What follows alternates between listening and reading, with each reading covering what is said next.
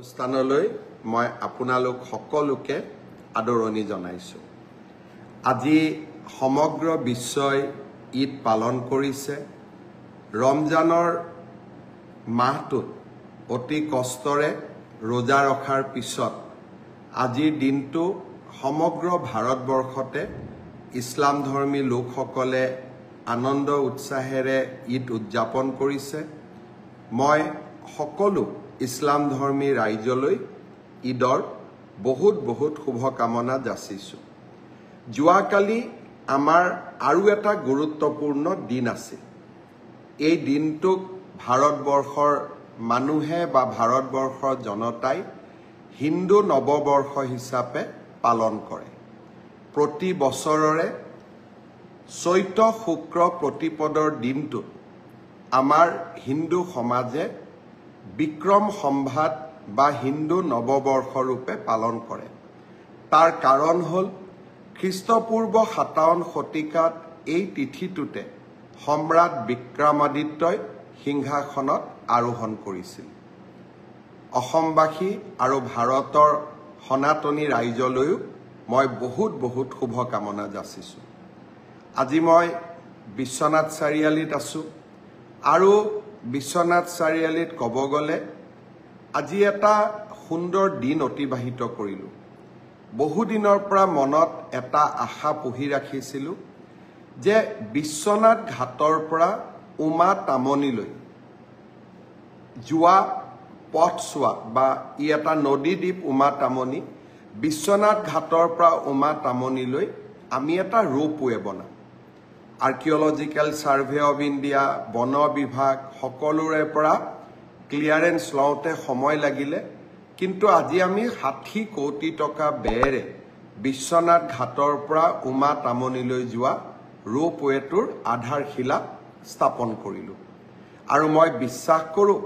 এবছৰৰ পৰা 18 মাহৰ ভিতৰত 60 কোটি টকা ব্যয়েৰে এই ৰোপৱেটোৰ নিৰ্মাণ কাৰ্য আমি সমাপন কৰিব পাৰিম। অসমৰ ই এটা দ্বিতীয় ৰোপৱে হ'ব গুৱাহাটী উত্তৰ গুৱাহাটীৰ পিছত। গুৱাহাটী উত্তৰ গুৱাহাটীৰ ৰোপৱেৰ লগতো মই জড়িত হৈ আছিলোঁ। আজি আৰু এটা ৰোপৱে নিৰ্মাণৰ লগত জড়িত হ'বলৈ পাই সঁচাকৈয়ে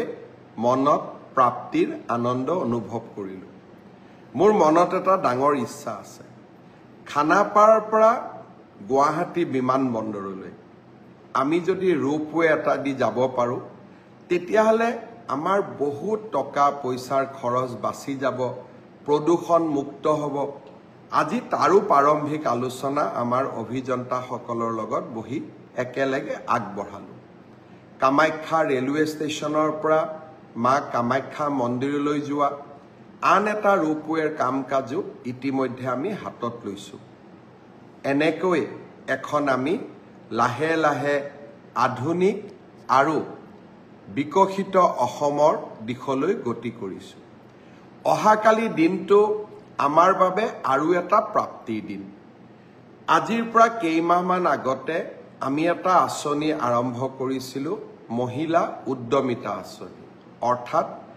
অসমৰ আত্মসহায়ক গোটৰ সদস্যসকলক ব্যক্তিগতভাৱে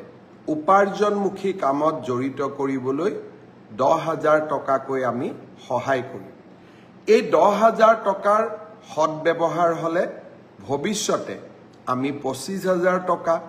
আৰু 25,000 টকাও উৎপাদনমূলক কামত ব্যয় কৰিলে ভৱিষ্যতলৈ বেংকৰ সৈতে 50,000 টকা। যেতিয়া মই এই আঁচনিটোৰ কথা কৈছিলোঁ, মহিলা সমাজে অত্যন্ত উৎসাহেৰে আগবাঢ়ি আহিছিল। আঁচনিটো ৰূপায়ণৰ নীতি নিয়ম পালন কৰোঁতে কিছু সময় লাগিলে। কংগ্ৰেছে উলিয়াই দিলে যে মুখ্যমন্ত্ৰী এনেই কৈছে, মহিলাসকলক ঠগালে, মহিলাসকলক পইচা কেতিয়াও নিদিয়ে। অহাকালি বিহালীত এই আঁচনিটোৰ আমি শুভ উদ্বোধন কৰিম। বিহালীত 23,000 মহিলাই এই আঁচনিটোৰ প্ৰথম পৰ্যায়ৰ 10,000কৈ টকা লাভ কৰিব। এই আঁচনিটোৰ জৰিয়তে অসমৰ আমি 27 লাখ মহিলাক 10,000 টকাকৈ প্ৰদান কৰিম। 2700 কোটি টকা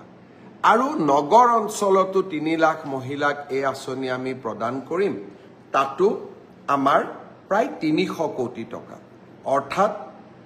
আমাৰ আই মাতৃসকলক উৎপাদনমুখী আৰু মহিলা সবলীকৰণৰ দিনত কালি আকৌ এটা বিশাল পদক্ষেপ অৰুণোদয়ৰ পিছত মহিলা সবলীকৰণৰ ক্ষেত্ৰত অসমে অহাকালি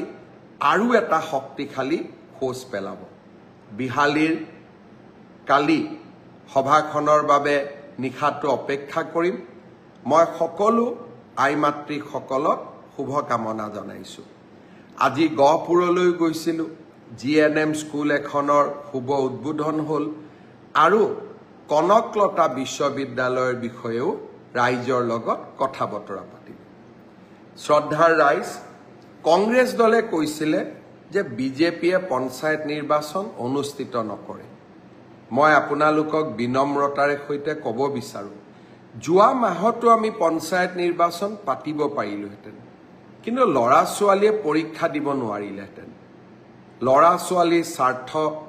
মোৰ ভাগিনসকলৰ স্বাৰ্থ মোৰ বাবে আটাইতকৈ ওপৰত পৰীক্ষাৰ পৰিৱেশ শেষ হৈ গ'ল অহা 2 এপ্ৰিলৰ পৰা 5 এপ্ৰিলৰ ভিতৰত নিৰ্বাচনী আয়োগে পঞ্চায়ত নিৰ্বাচন ঘোষণা কৰিব আমি শিক্ষাৰ আন্দোলনো কৰিম গণতন্ত্ৰৰ আন্দোলনো কৰিম কংগ্ৰেছ দলৰ আৰু এটা প্ৰচাৰ অহা 3-4 দিনৰ ভিতৰত ভুৱা বুলি প্ৰমাণ হ'ব 2 তাৰিখে মই যোৰহাটলৈ যাম যোৰহাট চিকিৎসা মহাবিদ্যালয়ৰ সন্মুখত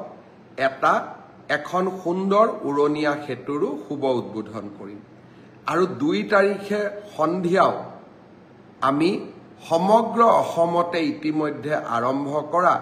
খেল মহাৰণৰ জিলা পৰ্যায়ৰ প্ৰতিযোগিতাসমূহো গুৱাহাটীত আৰম্ভ কৰিম এই কথাখিনি কৈ থাকোঁতে মোৰ এটা কথা মনত পৰিলে যেতিয়া পঞ্চায়ত নিৰ্বাচন হ'ব একাদশমান শ্ৰেণীৰ 3খন পৰীক্ষাৰ যি প্ৰশ্ন কাকত ফাদিল হৈছিল তাৰো আমি পৰীক্ষা পাতিব লাগিব পৰহি দিনাখন মই 29 তাৰিখে মই দুধনৈত গৈছিলোঁ দুধনৈত এগৰাকী ছাত্ৰীয়ে মোৰ ওচৰত আহি ক'লে যে মামা উচ্চতৰ মাধ্যমিক দ্বিতীয় বৰ্ষৰ বাবে প্ৰস্তুতি হোৱাৰ সময় এতিয়া যদি আমি একাদশমান শ্ৰেণীৰ পৰীক্ষাটোলৈ চিন্তা কৰি থাকোঁ আমাৰ হায়াৰ ছেকেণ্ডাৰী দিবৰ বাবে আমি মাত্ৰ 8 মাহ মানেহে পাম এই পৰীক্ষাটো নপতাকৈ থাকিব এই বছৰ নোৱাৰি নেকি মই ভাবো যে আমি সেবাই এই দিশটো বিবেচনা কৰিব লাগে যিয়ে নহওক কিয় 2খন বা 3খন প্ৰশ্ন কাকত বাকি ৰৈ গৈছে আৰু পৰীক্ষাটো যদি এপ্ৰিলৰ শেষত বা মে'ত আমি অনুষ্ঠিত কৰোঁ ল'ৰা ছোৱালীবিলাকো টেনশ্যনত থাকিব আৰু